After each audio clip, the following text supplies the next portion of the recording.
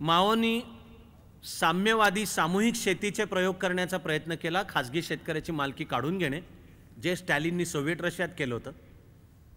जगभरचा सगळीकडचा शेतकरी एकसारखा आहे, तो मातीला आपली आई मानतो, तिच्याशी जुळलेला आहे, तो त्याची काढूनच घेण्याची वेळ आली। स्टॅलिनच्या नेतृत्वाखालच्या सोव्हिएट रशियात सुद्धा शेतकऱ्यांनी विरोध केला होता।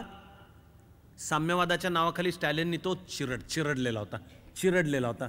स्टॅलिननी 1927 नंतर ॲक्च्युअली रणगाड्याखाली चिरडून किती रशियन शेतकऱ्यांना मारलं ह्याची आजपर्यंत गणती नाही, पण सांगितला जाणारा किमान आकडा 30 लाखपेक्षा जास्ती, 3 मिलियन ॲक्च्युअली चिरडून मारलाय। पण सोव्हिएट रशियामध्ये सामूहिक शेतीचा प्रयोग कधीही यशस्वी होऊ शकला नाही। आपल्याला ऐकून आश्चर्य वाटू शकतं की एक जागतिक महासत्ता असताना सुद्धा सोव्हिएट रशिया अन्नधान्याच्या बाबतीत कधीही स्वयंपूर्ण नव्हता। सोव्हिएट रशिया अन्नधान्याच्या बाबतीत कधीही स्वयंपूर्ण नव्हता हे तर सोडाच, ऐन शीतयुद्धाच्या काळात सुद्धा, आणि युक्रेन सोव्हिएट रशियाचा भाग, युक्रेनची प्रसिद्धी आहे गव्हाकरता, युक्रेनला म्हणलं जातं जगाचं धान्याचं विशेषतः गव्हाचं कोठार, तरी सुद्धा सोव्हिएट रशियाला शीतयुद्धाच्या काळात अमेरिकेकडून गहू आयात करावा लागायचा। सोव्हिएट रशिया, तिची अर्थव्यवस्था, तिची शेती ही कधीही भांडवलशाही, पश्चिम युरोप, नेटो देश आणि अंतिमतः त्यातली अमेरिका हिच्या तोडीस तोड उभी राहणारी कार्यक्षम बनलेली नव्हती, बनू शकलेली नव्हती। तो समाजवादी विचारांचा, समाजवादी धोरणांचा आणि समाजवादी राज्य पद्धतीचा सुद्धा पराभव आहे। पण चीननी हे वेळेत लक्षात घेतलं होतं। 1979 पर्यंतचा चीन भारता इतका नव्हे, भारतापेक्षा दरिद्री आहे। 1981 चे जर जीडीपीचा आकडा पाहिला तर 81 साली भारताचा जीडीपी चीनपेक्षा जास्ती आहे। 81 साली चीनची लोकसंख्या सुद्धा भारतापेक्षा जास्ती होती। म्हणजे तुम्ही गणितात कितीही कच्चा असला तरी तुम्हाला लक्षात येईलच की दरडोई जीडीपी सुद्धा भारताचा जास्ती होता। पण माओचा मृत्यू झालाय सप्टेंबर 1976 मध्ये। 3 वर्ष चीनमध्ये आता माओचा वारस कोण याच्यासाठीचा अंतर्गत संघर्ष चालू होता, तो रक्तपाती संघर्ष झालाय। पण 1979 के आते आते त्या संघर्षातून दंग शिओफंगचं नेतृत्व उदयाला आलं। दंग शिओफंग हा माओचा एक अत्यंत विश्वासू सहकारी, चीनच्या साम्यवादी क्रांतीमधला जो सर्वात चित्तथरारक, त्याला माझं पण नाव आहे, प्रेरणादायक चॅप्टर आहे, अध्याय, त्याची कहाणी मी त्या नव्या वैभवाचीच स्वप्ने सजावी या एका मालिकेमध्ये सांगितलेली आहे। Long march 1934, 35, 36।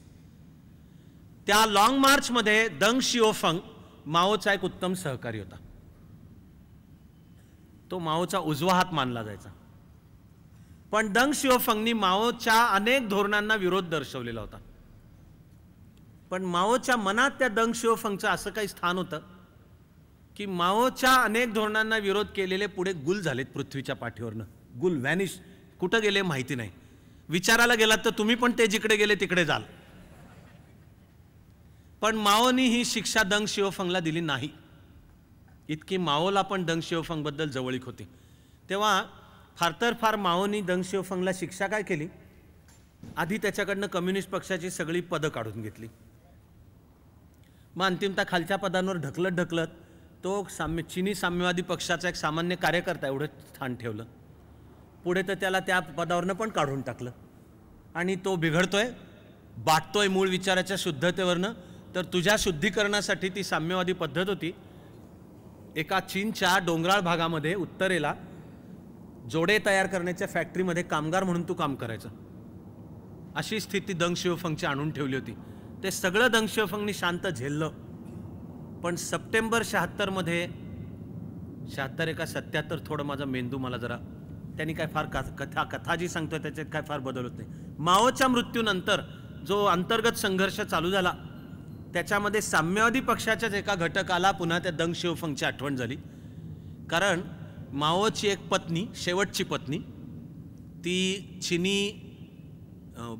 चीनी स्टेजवरची अभिनेत्री होती, महत्वाकांक्षी होती, आणि तिच्या नेतृत्वाखाली एक कम्युनिस्ट पक्षाचे 3-4 त्यांना कॉकस चांडाळ चौकडी असंच नाव पडून गेलं. त्यांचा प्रयत्न होता चीनचा साम्यवादी पक्ष ताब्यात घेऊ. ते ज्यांना नको होतं त्यांनी दंग शिओफंगचं नेतृत्व उचलून धरलं. दंग शिओफंग एक कामगार म्हणून शू फॅक्टरीमध्ये काम करणार, तिथून तो बाहेर आला. एकूण मध्ये 3 वर्ष गेली. पण 1979 पर्यंत आता चित्र तयार झालं की चीनचा CPC Chinese communist party of चायनाचा चेअरमन अध्यक्ष दंग शिओफंग झाला. चीनी राज्यघटनेनुसार सर्वात पॉवरफुल पद कम्युनिस्ट पक्षाचा अध्यक्ष हे नाहीये. चीनी राज्यघटनेनुसार सर्वात पॉवरफुल पद चीनचा अध्यक्ष प्रेसिडेंट हे पण नाहीये. चीनचे सर्व कार्यकारी अधिकार हे चीनची सर्वोच्च बॉडी, चीनची पण एक संसद आहे, तिच्यात 3500 सदस्य असतात, ते लोकांकडनं निवडलेले असतात. चीनमध्ये वेगळा पक्ष स्थापन करायला परवानगी आहे, पण ज्याला कोणाला वेगळा पक्ष स्थापन करायचा आहे त्याला साम्यवादी पक्षाची मान्यता लागते की तू वेगळा पक्ष स्थापन केलास तरी चालेल. तसा पक्ष स्थापन करताना त्यांनी शब्द द्यावा लागतो की मी चीनी साम्यवादी पक्षाच्या विरुद्ध धोरणं मी स्वीकारणार नाही. निवडणुका पण होतात आणि त्या बाकीच्या पक्षांना उमेदवार उभे करायला परवानगी पण असते, पण त्या उमेदवाराला परवानगी आहे का नाही हे त्या मतदारसंघामधला कम्युनिस्ट पक्षाची जी स्थानिक चॅप्टर आहे त्याची परवानगी असायला लागते की हा उभा राहिलेला चालेल. आणि लोकांना पण मताचा अधिकार आहे, फक्त मतदान केलं पाहिजे साम्यवादी पक्षाच्या उमेदवारालाच, अशी तरतूद आहे राज्यघटनेतली. अशी एक अत्यंत प्रतिभावंत लोकशाही की जी आपण परवा पाहणार आहोत आणखीन. पण चीनी साम्यवादी पक्षाचा जर सदस्य व्हायचा असेल तर आता वाटेल त्याला होता येत नाही. तुमचं शाळा कॉलेजमधलं ट्रॅक रेकॉर्ड उत्तम असावं लागतं. अभ्यासासकट कोणत्या तरी क्षेत्रात तुम्ही विशेष चमक दाखवलेली असावी लागते. आता चीनी साम्यवादी पक्ष हा ओनली बाय इन्व्हिटेशन असा प्रवेश असलेला क्लब आहे आणि पार शाळा पातळीपासूनच्या रचनेत पाहिलं जातं लहानपणी कोणामध्ये काही विशेष चमक आहे त्याला इन्व्हिटेशन जातं. मग तो शाळेपासून चीनी कम्युनिस्ट पक्षाच्या शाळा पातळीची संघटना तिचा तो सदस्य होतो. तिच्यात जर त्याने आणखी चमक दाखवली तर पदाधिकारी होऊ शकतो, तर तो वरवर चढत जाऊ शकतो. ती रचना विकेंद्रित आहे. करत करत अंतिमता जे हे मिलिटरी कमिशन, चीनचं पॉलिट ब्युरो आणि दंग शिओफंगच्या नंतर सरासरी दर 10 वर्षाला चीनमध्ये सत्ता बदल शांततेने झालाय. अशी एका वेळी एक पिढी व्यासपीठावरून खाली उतरते, तिच्या जागी दुसरी येते आणि त्याची दंग शिओफंगनीच पद्धत आखून दिली आहे. ती शास्त्रशुद्ध आहे, तिच्यात आता रक्तपात नाही. पण कोण होऊ शकतात चीनी पक्षाचे पदाधिकारीला निकष आहे 140 IQ पाहिजे. तो साम्यवादी पक्षाचा सदस्य आणि नंतर पदाधिकारी व्हायचा असेल तर त्यांनी कुठल्या तरी क्षेत्रातली जीनियस लेवल आहे, 140 IQ म्हणजे जीनियस लेवल आहे, त्यांनी दाखवून दिलेली असायला पाहिजे, तर तो पदाधिकारी होऊ शकतो. तर पक्षांतर्गत काम करत मग विविध राज्यांच्या सरकारांमधल्या जबाबदाऱ्या सांभाळत तो वरवर जाऊ शकतो. करत करत तो जर झाला तर दंग शिओफंग नंतर हू जिंताओ नंतर शी जिनपिंग, हे व्यवस्थित क्रमाने दर 10 वर्षाला. आता हा चीनी राजकीय व्यवस्थेमधला संकेतच प्रस्थापित झाला आहे की 10 वर्ष संपली, होणारा अध्यक्ष 10 वर्षाकरता होईल. एवढंच नाही तर आधी असताना माहिती असतं की यानंतरचा कोण होणार आहे, कारण अध्यक्ष होण्यापूर्वी 10 वर्ष तो पॉलिट ब्युरोचा सदस्य असावा लागतो. पॉलिट ब्युरोची सदस्यत्व संख्या मर्यादित आहे आणि तो आधीचा अध्यक्ष मग सांगतो. तेव्हा दंग शिओफंग सांगतो की मी जेव्हा पाय उतार होणार आहे 2001 मध्ये तर माझ्या जागी हू जिंताओ अध्यक्ष होईल. त्याची 10 वर्ष पूर्ण होताना हू जिंताओ पण सांगतो की आता मी जेव्हा पाय उतार होणार आहे तर माझ्या जागी शी जिनपिंग अध्यक्ष होणार आहे. शी जिनपिंगचा कालावधी 2011 ते 2021 असणार आहे. म्हणजे चीनी राजकीय व्यवस्थेने सत्तांतर सुद्धा शांततामय मार्गाने होईल याच्या केल्या व्यवस्था. पण दंग शिओफंग प्रत्यक्ष अध्यक्ष होताना मात्र तसं झालं नाही. त्याला सामोरं जावं लागलं, खूप मोठा रक्तपात, त्यातनं तो उदयाला आला. 1979 साली तो प्रमुख बनला. सत्तेवरची आपली पकड पक्की करायला म्हणजे चेअरमन मिलिटरी कमिशन चीनी घटनात्मक पद्धतीमध्ये कार्यकारी दृष्टीने सर्वात पॉवरफुल पद आहे चेअरमन मिलिटरी कमिशन. तो दंग शिओफंग झाला 1979 पर्यंत. तरी सत्तेवर पकड मिळवून चीनमध्ये एकूण शांतता प्रस्थापित करण्याच्या बेसिक कामात त्याची 2 वर्ष गेली. दंग शिओफंगनी चीनी साम्यवादी धोरणं 1981 पासून सोडली. म्हणून भारत आणि चीनची आर्थिक सुद्धा तुलना करताना कट ऑफचं वर्ष मी पण तुम्हाला सांगताना 81 सांगतोय. तिथपर्यंत दोन्ही देश समाजवादीच धोरणं सांगत होते. आणि 81चं चित्र जर पाहिलं तर भारताचा GDP चीनपेक्षा जास्ती आहे आणि भारताचा दरडोई GDP सुद्धा चीनपेक्षा जास्ती आहे. पण 81 मध्ये चीननी साम्यवादी आर्थिक धोरणं सोडून दिली, भांडवलशाही स्वीकारली, भांडवलशाही आर्थिक धोरणं स्वीकारली, तरी पक्षाचं प्रभुत्व मात्र ठेवलं. खाजगी उद्योग, विदेशी उद्योगांचं स्वागत, विदेशी भांडवलाचं स्वागत, त्यासाठी स्पेशल इकॉनॉमिक झोन SEZ ही संकल्पना, तिथे विदेशी गुंतवणुकीला दिलेलं वचन शब्द की इथे तुम्ही गुंतवणूक करा, ह्याच्या नफ्यावर तुमच्या देशात घेऊन जा, माझ्या देशामध्ये उद्योग, त्यांना होणारे रोजगाराच्या संधी, या सगळ्याची व्यवस्था केली जाईल. अशी 81 मध्ये चीननी वाटचाल केली. 1981 ते 2011 अशी फ्लॅट 30 वर्ष चीन जगातली फास्टेस्ट वेगाने वाढणारी अर्थव्यवस्था होतं. सलग 30 वर्ष चीनचा सरासरी आर्थिक विकासाचा दर 10% जास्ती येतो. हा चमत्कार आहे. दुसऱ्या महायुद्धानंतरचा जपानच्या आर्थिक विकासाबद्दल अनेक जाणकार म्हणतात की ज्या तऱ्हेने राखेतून जपान उभा राहिला आणि 12 कोटी लोकसंख्येचा जपान बघता बघता जागतिक आर्थिक महासत्ता बनला. 12 कोटी लोकसंख्येचा जपान, 12 कोटी महाराष्ट्राची आत्ता लोकसंख्या. पण 12 कोटी लोकसंख्येचा जपान की ज्याच्याकडे स्वतःची नैसर्गिक साधन संपत्तीच नाहीये, तो जपान जगाची औद्योगिक शक्ती बनला. तो जपान जगातली नंबर 2 ची अर्थव्यवस्था बनला अमेरिकेच्या पाठोपाठ. अमेरिकेचा GDP जर 14 ते 17 ट्रिलियन डॉलर असेल तर त्या काळामध्ये नंबर 2 जगातली नंबर 2 ची अर्थव्यवस्था जपान बनलं. ती जपानची 4.9 ट्रिलियन डॉलर. हा मी आकडा 2011 मधला सांगतोय. ते वर्ष पण महत्वाचं आहे. बघता बघता जपान जगाची आर्थिक महासत्ता बनलं की हे जपान जगावर आर्थिक प्रभुत्व सुद्धा गाजवू शकेल असं बनलं. त्यापेक्षा चीनचा हा आर्थिक चमत्कार मोठा आहे.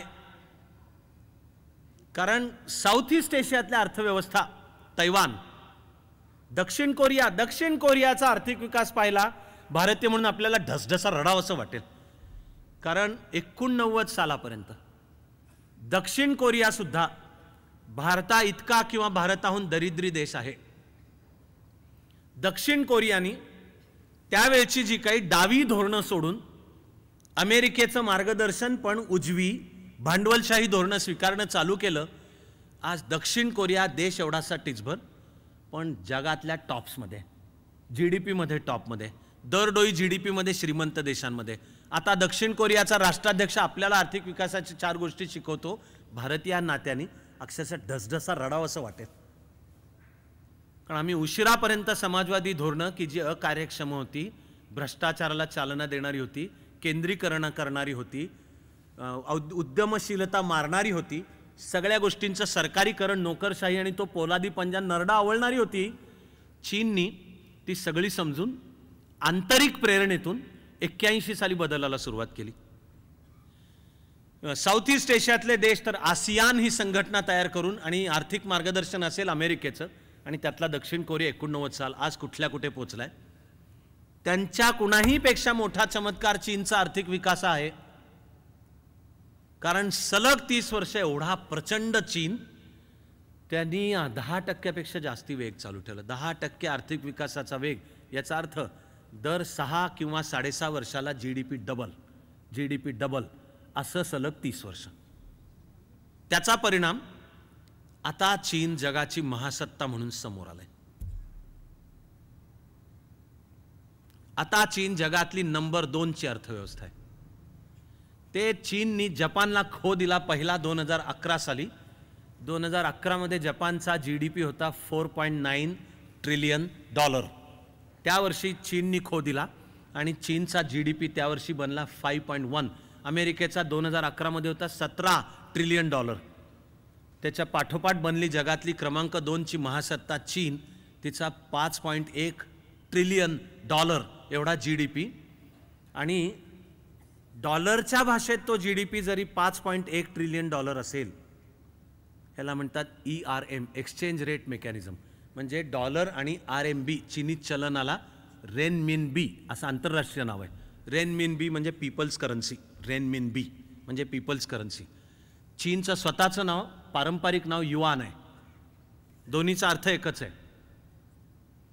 पण विनिमयाचा दर, एक्सचेंज रेटनुसार पाहिलं तर चीनचा डॉलरच्या परिभाषेतला GDP ठरतो $5.1 ट्रिलियन. पण चीननी आपल्या चलनाचा डॉलरशी भाव कृत्रिमरित्या खालचा ठेवलाय. तर कृत्रिमरित्या खालचा याचा अर्थ आहे की अर्थव्यवस्थेचं म्हणून जे गणित आहे ERM, एक्सचेंज रेट मेकॅनिझम, डॉलरचं RMBशी नातं काय? किती RMB म्हणजे $1, एका डॉलर म्हणजे किती RMB, हे कसं ठरतं? बेसिक उत्तर एकदम सोपं आहे. दोन चलनांच्या मागणी आणि पुरवठ्याचा तौलनिक गुणोत्तर म्हणजे दोन चलनांच्या मधलं एकमेकातलं नातं. ते जर बाजारपेठेच्या खऱ्या नियमानुसार ठरलं तर आपण साधारणपणे असं म्हणूयात की एका डॉलर मागे 9.5, 10, 11 एवढे RMB पाहिजेत. पण चीनने आर्थिक धोरणं, चलनाच्या विनिमयाचा दर याकरता अशी काही ठरवली की तो भाव कृत्रिमरित्या खालचा.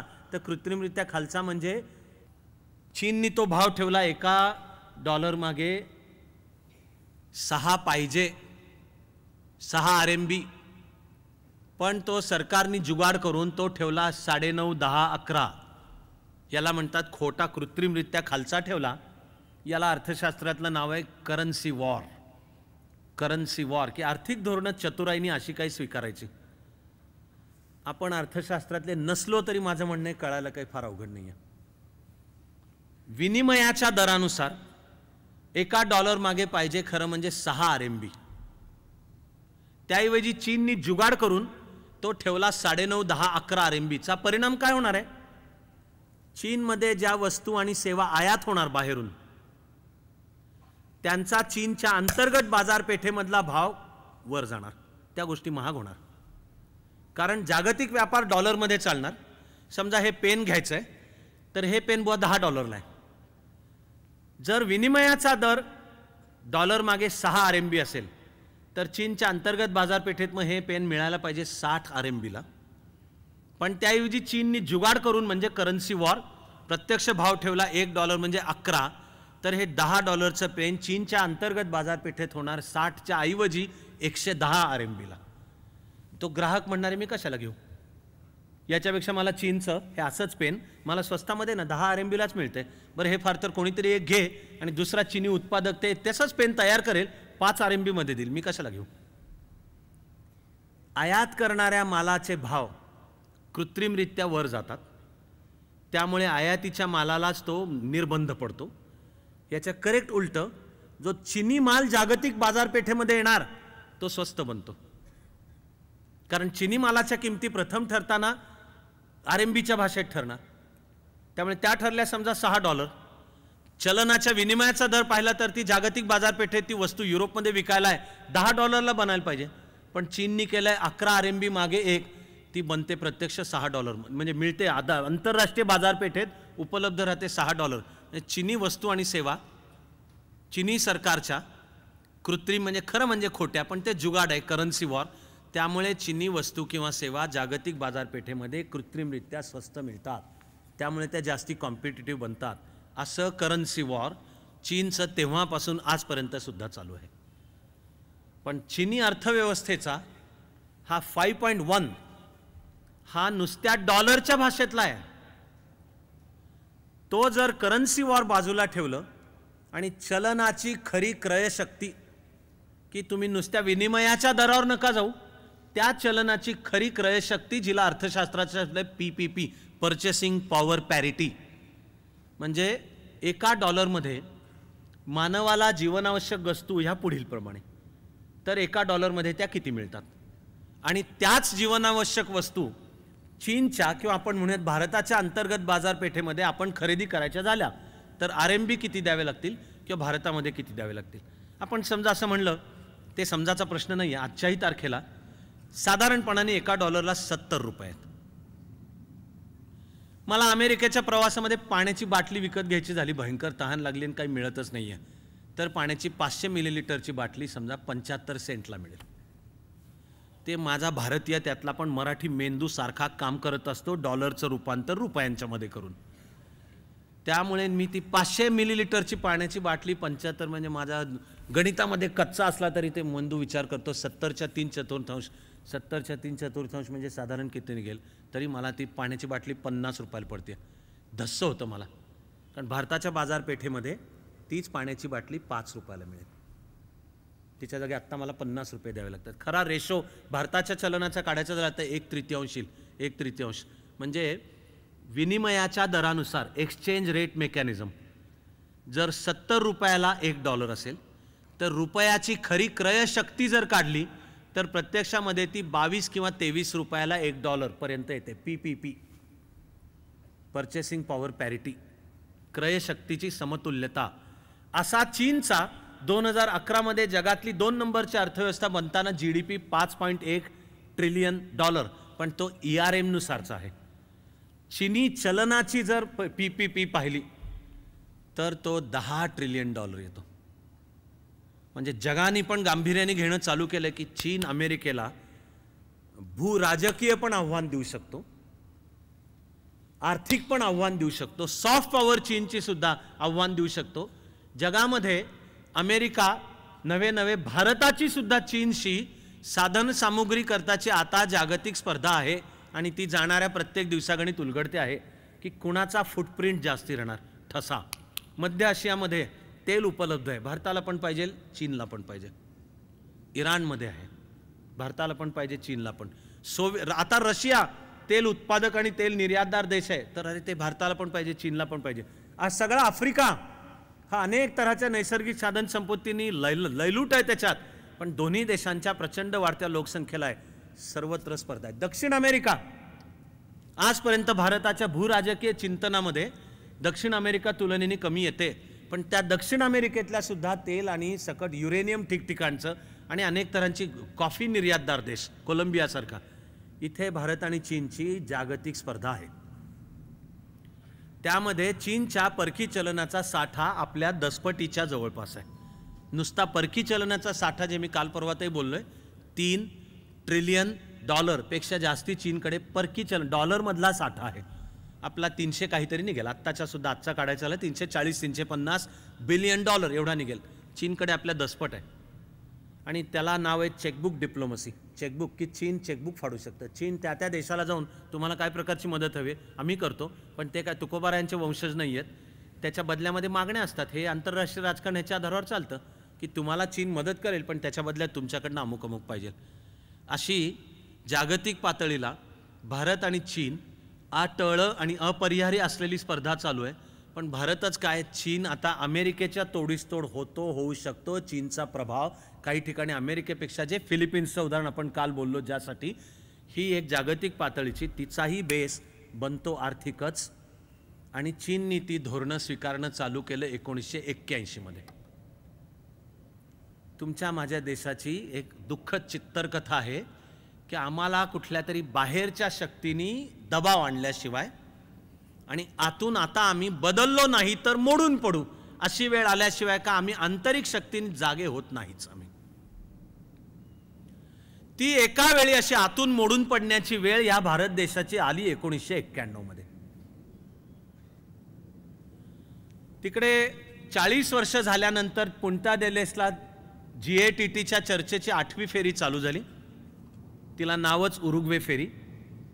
तिच्यात दिसून आलं की एकूण जागतिक पातळीला आता बदल खूप झालेत, तर ह्या नव्या जगाच्या अर्थव्यवस्थेचा विचार करून बदललेली कोणती सूत्र पाहिजेत ह्याला आम्हाला दिशादर्शक सूत्र सांगायला एक आयोग नेमू. त्याचं नाव डंकेल समिती. कारण GATTचे त्यावेळी अध्यक्ष म्हणजे डायरेक्टर जनरल महानिदेशक होते आर्थर डंकेल. त्यांनी 2 वर्ष अभ्यास करून एक मसुदा सादर केला, त्याचं नाव डंकेल ड्राफ्ट. तो असं पुस्तक म्हणून छापला तर 600 पानी ठोकळाय, पण त्याचा एक ओळीचा सारांश सांगता येईल की डंकेल ड्राफ्टची आता मुख्य शिफारस काय होती? खुल्या बाजाराचं सूत्र, फ्री ट्रेड. आणि सगळं जग एक खुली बाजारपेठ पाहिजे. देशादेशांच्या असलेले वेगवेगळे टॅक्सेस, टॅरिफ, करांच्या रचना, त्या देशाने आपल्या देशाच्या उद्योगांना दिलेलं संरक्षण म्हणजे प्रोटेक्शनिस्ट आर्थिक धोरणं सर्व संपवून, अनुदानं आपापल्या देशांना ती सगळी संपवून सगळं जग एक लेव्हल प्लेइंग फील्ड, सगळं जग एक समान, आणि त्याला कॉम्पीट करू द्यात एकमेकाला. डंकेल मसुद्याचा एक ओळीचा सारांश आहे मुक्त व्यापाराचं सूत्र, फ्री ट्रेड. ते जगाने 1986च्या पुढे क्रमाक्रमाने स्वीकारणं चालू केलं. तेच घडताना सोव्हिएट रशिया आधी बदल करायचा प्रयत्न करत होता, पण तो 89 साली कोसळायची प्रक्रिया चालू झाली, ती 91 पर्यंत पूर्ण झाली. चीननी आर्थिक धोरणं आधीच बदललेली होती, तेव्हा डंकेल मसुदा मान्य करायला चीनला तर काय प्रॉब्लेमच नव्हता. जगातल्या बहुसंख्य डाव्या देशांनी आपापली डावी समाजवादी धोरणं सोडलीच. फक्त नॉर्थ कोरिया, परवापर्यंत म्यानमार आणि तिकडे क्युबा एवढेच उरले की जे अजूनही साम्यवाद. म्यानमार नव्हता मध्ये, पण तो म्यानमार चीनशी जवळीक सांगत होता. पण फिडेल कॅस्ट्रोचा क्युबा आणि आधी किम इल संगचा आणि आत्ता त्याचा नातू सत्तेमध्ये त्याचं उत्तर कोरिया, तो अजूनही साम्यवादीच आर्थिक धोरणं, त्यामुळे सरकार नियंत्रितच अर्थव्यवस्था. त्यामुळे हे देश नंतर झालेल्या WTOचे सदस्य देश नाहीच आहेत. त्यांनी डंकेल मसुदा पण मान्य केलेला नाही, पण तो भारताने पण मान्य केला डिसेंबर 1990 मध्ये. त्यावेळी आपले पंतप्रधान होते चंद्रशेखर. ते विचारांनी साम्यवादी समाजवादी, विचारधारेच्या पातळीला समाजवाद आणि साम्यवादमध्ये काही फार मोठा मूलभूत फरक नाही. चंद्रशेखर लोकशाही समाजवादी, पण देशाचे पंतप्रधान असताना त्यांचे पाय जमिनीवर एवढे निश्चित आहेत की त्यांचा समाजवाद भारताच्या हितसंबंधांपासून दुरावलेला नव्हता. एवढा प्रॅग्मॅटिझम त्यांनी दाखवला. त्यांना माहिती होतं आपण कमी दिवसांसाठी पंतप्रधान आहे, पुन्हा पंतप्रधान होण्याची सुतराम शक्यता नाही, म्हणून आपण देशाचं जेवढं हित करू शकू तेवढं जाऊ. मी अजून सरकारी यंत्रणेत होतो, नुसता नाही, मी ह्या प्रक्रियेमध्ये जवळनं सहभागी होतो. IAS मध्ये त्यावेळची एक व्यवस्था होती की सर्व्हिसच्या 5व्या वर्षात तुमची कुठल्या तरी स्पेशलायझेशनसाठी निवड होईल IAS मध्ये अंतर्गत. बहुसंख्य IAS अधिकाऱ्यांना हवं असतं फायनान्स, वित्त, कारण ते फ्लायव्हील आहे, अर्थव्यवस्थेच्या चक्राचं मध्यवर्ती, तिथं जो बसला आहे त्याची सगळ्यावर पकड आहे. तेव्हा IAS अधिकाऱ्यांना हवं असतं, मला पण हवं होतं. पण निवडीची प्रक्रिया, तर मला म्हणायला आनंद आहे, काही गर्वाचं वाक्य समजू नका, कोणाला वाटलं तर नंतर शिक्षा, पण माझी निवड झाली होती फायनान्ससाठी. त्याचं स्पेशल ट्रेनिंग पण चालू होतं. मी ही सगळी प्रोसेस फार जवळनं पाहिली. चंद्रशेखर यांनीच आपल्या समाजवादी विचारधारेची अडथळा येऊ न देता, पण भारताची आत्ता काय करण्याची गरज आहे, ते भारताच्या राष्ट्रीय हिताचं काय आहे, तर डंकेल मसुदा मान्य करून भारताला आर्थिक उदारीकरणाच्या रस्त्यावर आणून सोडण्यामध्ये चंद्रशेखर यांचा समाजवाद आडवा आलेला नाही. माझी खात्री आहे की ते करून गेले ते देशाचं हितच करून गेलेले. आपण ते पंतप्रधान असताना डंकेल मसुद्यावर सही केली. राजीव गांधींच्याकडे सुद्धा असा काही डावा समाजवादी साम्यवादी बायस नव्हता. त्यांनी 1985 मध्येच खरं अर्थव्यवस्थेमध्ये अनेक बदल चालू केले, पण एकूण राजीव गांधींची कारकीर्द बोफोर्स प्रकरण आणि शहाबानो प्रकरण या दोनाच्या गळफासामध्ये अडकली. राजीव गांधी त्यातनं कधी मानवर करू शकले नाहीत. 89 मध्ये नेहरूंच्या जन्मशताब्दी वर्षात राजीव गांधी आणि काँग्रेसचा निवडणुकीत पराभव झाला. भारताने आघाड्यांचं सरकारच्या कालखंडात प्रवेश केला. त्यामुळे येणारी अस्थिरता, पुन्हा डाव्या विचारांकडे मागे जाणे, मागचा हँगओव्हर मी नाव दिले त्याला समाजवादी हँगओव्हर, तोच पुढे चालू राहणे. राजीव गांधींनी घेतलेले सुधारणा कार्यक्रम अनेक ते ठप्प थांबून गेले. बॅक टू स्क्वेअर वन, कोलमडायची वेळ येईपर्यंत.